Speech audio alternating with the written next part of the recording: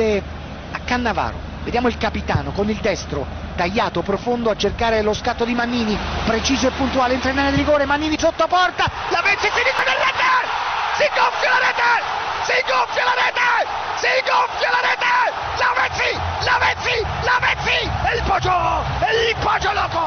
poggio loco Lavezzi, piatto sinistro, palla che gonfia la rete, su assist precisissimo di Daniele Mille Miglia, Mannini, traversone corto, Lavezzi solo soletto davanti alla porta, per lui è un gioco da ragazzi, Ezequiel, il poggio loco Lavezzi, porta il Napoli in vantaggio, Napoli 1, Fiorentina 0, 22esimo minuto del primo tempo, lo spunto d'attacco da parte del Napoli, ha ritrovato il gol, il poggio loco, Lavezzi!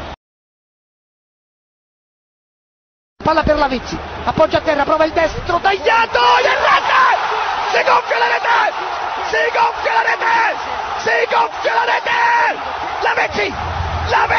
E sono due, doppietta del poggio loco, scatenato questa sera, da impazzire, Ezequiel Lavezzi, 2-0 per il Napoli, tutto il Napoli per lui, la stilettata di destro, velenosissima sulla quale Frey, incredulo, non ha potuto deviare.